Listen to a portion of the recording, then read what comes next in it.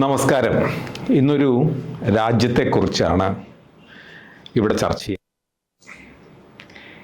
ഈ കഴിഞ്ഞ ദിവസങ്ങളിൽ ഇന്ത്യയും പാകിസ്ഥാനും തമ്മിൽ നടന്ന രൂക്ഷമായ ഏറ്റുമുട്ടലിനിടയിൽ വളരെയധികം ശ്രദ്ധ ആകർഷിച്ച, വളരെയധികം വിവാദത്തിൽപ്പെട്ട രണ്ട് രാജ്യങ്ങളുണ്ട്.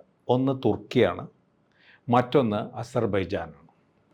ഈ അടുത്ത കാലത്ത് കഴിഞ്ഞ ദിവസങ്ങളിൽ യുദ്ധം കഴിഞ്ഞതിന് ശേഷം അസർബൈജാനിൽ പോകാൻ ഒരു യോഗമുണ്ടായ ആളാണ് ഞാൻ മാത്രമല്ല, എൻ്റെ ഒരു പറ്റം സുഹൃത്തുക്കൾ സംഘമായിട്ടാണ് ഞങ്ങൾ അസർബൈജാനിലേക്ക് പോയത്. അസർബൈജാനിൽ പോകുമ്പോൾ തന്നെ വലിയ വാർത്താ പത്രങ്ങളിൽ നടക്കുന്നത് ഈ ഇന്ത്യയുടെ ശത്രു രാജ്യമായ, അല്ലെങ്കിൽ ഇന്ത്യയുടെ ശത്രുക്കളായ പാകിസ്ഥാന് പിന്തുണ പ്രഖ്യാപിച്ച തുർക്കിയിലേക്കും അസർബൈജാനിലേക്കും ഇന്ത്യക്കാർ പോകുന്നത് ദേശദ്രോഹമാകും എന്നൊക്കെയാണ് വലിയ വലിയ അഭിപ്രായങ്ങൾ പത്രങ്ങളിൽ, മാധ്യമങ്ങളിൽ ഉയർന്നു കേട്ടത്. പക്ഷേ നിങ്ങൾ വളരെ കാലം മുമ്പ് തന്നെ ആ യാത്രയ്ക്കുള്ള എല്ലാ തയ്യാറെടുപ്പുകളും പണച്ചെലവുകളടക്കം ചെയ്തിരുന്നു എന്നുള്ളതും, രണ്ടാമത് ഒരു മാധ്യമപ്രവർത്തകൻ്റെ നിയോഗം വാസ്തവത്തിൽ ഏറ്റവും അധികം വാർത്തയിൽ വരുന്ന, ഏറ്റവും അധികം ഒരുപക്ഷെ വിവാദത്തിൽ വരുന്ന ഇടങ്ങളിൽ പോവുക എന്നുള്ളതാണ്. അവിടെ നിന്നുള്ള വിശേഷങ്ങൾ, എന്തുകൊണ്ടാണ് ആ സ്ഥലം വാർത്തയാകുന്നത് എന്നൊക്കെ അറിയാനും അറിയിക്കാനുമുള്ള കൗതുകം ഒരു മാധ്യമപ്രവർത്തകന് സഹജമാണ്. അപ്പോൾ ഞങ്ങൾ ഒരു പറ്റം മാധ്യമപ്രവർത്തകർ തന്നെയാണ് ഈ സംഘത്തിലുണ്ടായിരുന്നത്.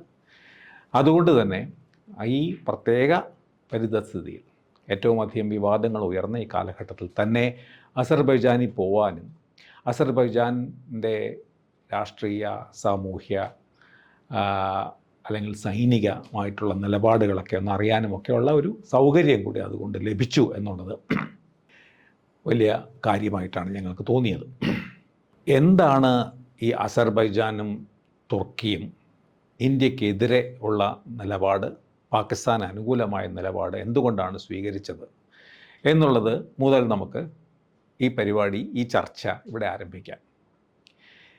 തുർക്കിയും അസർബൈജാനും നമുക്കറിയാവുന്ന പോലെ ഇസ്ലാമിക അല്ലെങ്കിൽ ഇസ്ലാം ഭൂരിപക്ഷമുള്ള രാഷ്ട്രങ്ങളാണ്. രണ്ടും ഇസ്ലാമിക രാജ്യങ്ങളല്ല, രണ്ടും സെക്യുലർ രാജ്യങ്ങളാണ്, മതേതര രാഷ്ട്രങ്ങളാണ്. പക്ഷേ അവിടെയുള്ള മഹാഭൂരിപക്ഷം, 90% ജനതയും മുസ്ലിങ്ങളാണ്.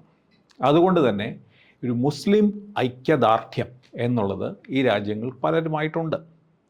അതിൽ ഒന്നാകണം, ഒരു ഘടകമാകണം പാകിസ്ഥാൻ ഒരു മുസ്ലിം ഭൂരിപക്ഷ രാജ്യമാണ്, നമുക്കറിയാം, ഉള്ള ഈ അടുപ്പത്തിൻ്റെയും ബന്ധത്തിൻ്റെ ഒരു കാരണം. അതേസമയത്ത് ഈ തുർക്കിയും അസർബൈജാനുമുള്ള മുസ്ലിം വിഭാഗങ്ങൾ ഷിയ മുസ്ലിങ്ങളാണ്. പാകിസ്ഥാൻ നമ്മളറിയാവുന്ന പോലെ സുന്നികളാണ്. ഇവർ രണ്ടുപേരും തമ്മിൽ വലിയ വലിയ ഭിന്നതകളും മറ്റും ഉണ്ടെങ്കിലും ചില കാര്യങ്ങളിൽ ഒരു പൊതു ഐക്യത്തിൻ്റെതായ ഒരു മണ്ഡലം ഈ വിഭാഗങ്ങൾ തമ്മിലുണ്ട്. അതിനു പുറമെ തുർക്കിയും ഇന്ത്യയും തമ്മിലുള്ള, അല്ലെങ്കിൽ ഇന്ത്യൻ ഉപഭൂഖണ്ഡത്തിലെ മുസ്ലിം വിഭാഗങ്ങളുമായിട്ടുള്ള ബന്ധം വളരെ ചരിത്രപരമായി തന്നെ വളരെ ദൈർഘ്യമുള്ളതാണ്. ഉദാഹരണത്തിന് സ്വാതന്ത്ര്യ സമരകാലത്ത് മഹാത്മാഗാന്ധിയുടെ ഖിലാഫത്ത് പ്രസ്ഥാനം തുർക്കിയിലെ ഖലീഫ സമ്പ്രദായം തന്നെ അവസാനിപ്പിക്കാൻ ബ്രിട്ടീഷ് കാർ തീരുമാനിച്ചത്, യുദ്ധത്തിൽ ശേഷം തീരുമാനിച്ചത് അവിടെയാണ്. അതുകൊണ്ട് ആ കാലിഫേറ്റ്, അതായത് തുർക്കിയുടെ ഭരണാധിപനായ ഖലീഫയുടെ സ്ഥാനം പുനഃസ്ഥാപിക്കണം എന്നാവശ്യപ്പെട്ടുകൊണ്ടുള്ള വലിയ പ്രസ്ഥാനമായിരുന്നു ഖിലാഫത്ത്. അപ്പോൾ ഗാന്ധിജി ഇന്ത്യയിലെ ഹിന്ദു മുസ്ലിം ഐക്യത്തിനു വേണ്ടി ഖിലാഫത്ത് സമരത്തെ ഇന്ത്യൻ സ്വാതന്ത്ര്യ സമരത്തിൻ്റെ തന്നെ ഒരു പ്രധാന ഭാഗമാക്കി തീർക്കുകയും ചെയ്തു. അപ്പോൾ അന്ന് തുടങ്ങുന്നു ഇന്ത്യൻ ഉപഭൂഖണ്ഡത്തിലെ മുസ്ലിം വിഭാഗങ്ങൾ, പ്രത്യേകിച്ച് ഇന്ത്യൻ ജനതയുമായിട്ട്, അതിൽ പ്രത്യേകിച്ച് മുസ്ലിം വിഭാഗങ്ങളുമായിട്ടുള്ള തുർക്കിയുടെ സൗഹൃദവും സാഹോദര്യവും. അപ്പോൾ ഈ ഇന്ത്യൻ ഉപഭൂഖണ്ഡം എന്ന് പറഞ്ഞാൽ നമുക്കറിയാവുന്നതുപോലെ ഇന്ത്യയുണ്ട്, പാകിസ്ഥാനുണ്ട്, ഇപ്പോൾ ബംഗ്ലാദേശുണ്ട്, ഇതൊക്കെയുണ്ട്. ഇവിടെയൊക്കെയുള്ള വിഭാഗങ്ങളുമായിട്ട് അങ്ങനെയുള്ള ഒരു ബന്ധമുണ്ട് എന്നുള്ളത് നമുക്കറിയാം. അസർബൈജാൻ മറ്റൊരു ചരിത്രമാണ്. പക്ഷേ തുർക്കിയുടെ ഒരു തരത്തിൽ തുർക്കിയുടെ ഒരു കീഴാള രാഷ്ട്രം പോലെ തന്നെയാണ് ഈ അസർബൈജാൻ പ്രവർത്തിക്കുന്നത്. അസർബൈജാൻ ഒരു സ്വതന്ത്ര പരമാധികാര റിപ്പബ്ലിക്ക് തന്നെയാണ്. പക്ഷേ തുർക്കിയും അസർബൈജാനും തമ്മിലുള്ള ബന്ധം വളരെ രൂഢമൂലമായിട്ടുള്ള ബന്ധമാണ്. അത് അസർബൈജാൻ്റെ പടിഞ്ഞാറ് ഭാഗത്താണ് തുർക്കി. ആ തുർക്കിയുടെ ഒരു സാമ്പത്തികവും സൈനികവുമായിട്ടുള്ള വലിയ വലിയ സഹകരണങ്ങൾ ഇവർ തമ്മിലുണ്ട്. പ്രത്യേകിച്ച് സൈനികമായി അസർബൈജാൻ്റെ എല്ലാ സംരക്ഷണവും ഏറ്റെടുത്തിരിക്കുന്ന രാജ്യമാണ് തുർക്കി. അതുകൊണ്ട് അസർബൈജാൻ്റെ എല്ലാ വിദേശ നയത്തിൻ്റെയും സാമൂഹ്യ നയ പിന്നെ സൈനിക നയങ്ങളുടെയും ഒക്കെ ഏറ്റവും പ്രധാനപ്പെട്ട ഒരു എന്താ പറയുക ഒരു പങ്കാളി, അല്ലെങ്കിൽ ഒരു പക്ഷേ അസർബൈജാനിൻ്റെ മുകളിൽ തന്നെ ആധിപത്യം പുലർത്താൻ കഴിയുന്ന ഒരു രാജ്യമാണ് തുർക്കി. അവരുടെ സൈന്യമാണ് അസർബൈജാൻ്റെ പിന്നെ പല പ്രധാനപ്പെട്ട ഘട്ടങ്ങളിലും അവർക്ക് സഹായമായിട്ട് എത്തിയിട്ടുള്ളത്. പ്രത്യേകിച്ച് തുർക്കിക്കും അസർബൈജാനും ഇടയിലുള്ള അർമേനിയ എന്ന് പറയുന്ന രാജ്യമുണ്ട്. ആ രാജ്യവും അസർബൈജാനും തമ്മിൽ ഏതാണ്ട് വർഷങ്ങളായിട്ട് തുടക്കകാലം മുതൽ യുദ്ധത്തിലുള്ളതാണ്. ഇന്ത്യയും പാകിസ്ഥാനും പോലെ തന്നെയാണ്. ഇവർ തമ്മിലുള്ള നിരന്തരമായ ഏറ്റുമുട്ടലുകളാണ് അവരുടെ സമീപകാല ചരിത്രമുള്ള ഏറ്റവും പ്രധാനപ്പെട്ട കാര്യം. ഈ സമയങ്ങളിലൊക്കെ അസർബൈജാൻ്റെ സംരക്ഷകരാണ്, പങ്കാളിയാണ്, സഹകാരിയാണ് തുർക്കി.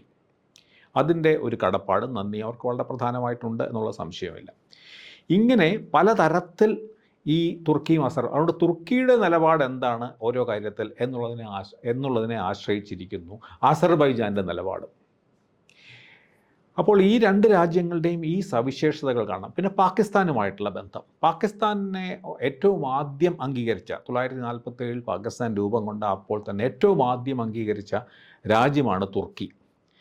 അതിനുശേഷം പാകിസ്ഥാൻ്റെ എല്ലാ നിലപാടുകളിലും, കാശ്മീർ സംബന്ധിച്ച നിലപാട്, കാശ്മീരിൽ ഇന്ത്യക്കെതിരായിട്ടുള്ള നിലപാടിൽ, ഇതിലൊക്കെ പാകിസ്ഥാൻ്റെ ഒപ്പമാണ് തുർക്കി. തുർക്കിയും പാകിസ്ഥാനും തമ്മിൽ സംയുക്തമായിട്ടുള്ള സൈനിക സഹകരണങ്ങളുണ്ട്, സൈനിക പിന്നെ പ്രകടനങ്ങളുണ്ട്. തുർക്കിയുടെ ആയുധങ്ങളാണ് വാസ്തവത്തിൽ ഇത്തവണയും ഏറ്റവും കൂടുതൽ, ചൈനയുടെ ആയുധങ്ങൾ പോലെ തന്നെ തുർക്കിയുടെ ആയുധങ്ങളാണ് ഏറ്റവും അധികം പാകിസ്ഥാൻ ഇപ്പോഴത്തെ നമ്മുടെ ഈ സമീപ ദിവസങ്ങളിൽ നടന്ന യുദ്ധത്തിലും ഇന്ത്യക്കെതിരെ ഉപയോഗിച്ചത്. തുർക്കി അതിൻ്റെ ഡ്രോണുകൾ എന്ന് വിളിക്കുന്ന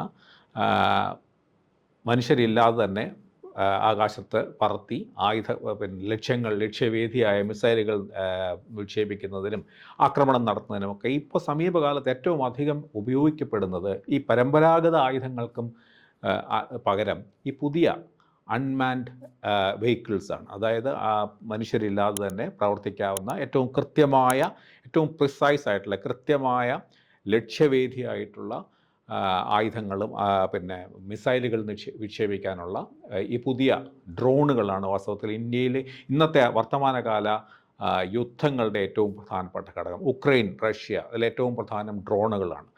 ഡ്രോണുകളുടെ പ്രത്യേകത ഇത് ലക്ഷ്യവേദിയാണ് എന്ന് മാത്രമല്ല, ഏത് സമയത്തും അത് അയക്കാവുന്നതാണ് എന്ന് മാത്രമല്ല, വളരെ ചെലവ് കുറഞ്ഞ ഒരു ആയുധം കൂടിയാണ്. അതുകൊണ്ട് തന്നെ ഉക്രൈനെ പോലെയുള്ള ഒരു ചെറിയ രാജ്യത്തിന് റഷ്യയെ നിരന്തരം ബുദ്ധിമുട്ടിക്കാൻ അവരുടെ ഡ്രോണുകൾ കൊണ്ടാണ് അവർക്ക് കഴിയുന്നത്. അപ്പോൾ ഇങ്ങനെ തുർക്കിയുടെ ഡ്രോണുകൾ വളരെ വളരെ വളരെ ശക്തിയുള്ളതാണ്. ചൈനയുടെ ഡ്രോണുകൾ പോലെ തന്നെ തുർക്കി ഈ രംഗത്ത് വളരെയധികം മുന്നോട്ട് പോയ ഒരു രാജ്യമാണ്. അതുകൊണ്ടാണ് തുർക്കിയിലെ ഡ്രോണുകളാണ് വാസ്തവത്തിൽ ഇത്തവണയും ഇന്ത്യക്കെതിരെ തുർക്കിയുടെയും ചൈനയുടെയും, പ്രധാനമായിട്ട് തുർക്കിയുടെ ആ ഡ്രോണുകൾ അപ്പോൾ പറഞ്ഞു വരുന്നത് എന്താണെന്ന് വെച്ചാൽ ഇതാണ് ഈ ബന്ധത്തിൻ്റെ ഒരു പശ്ചാത്തലം.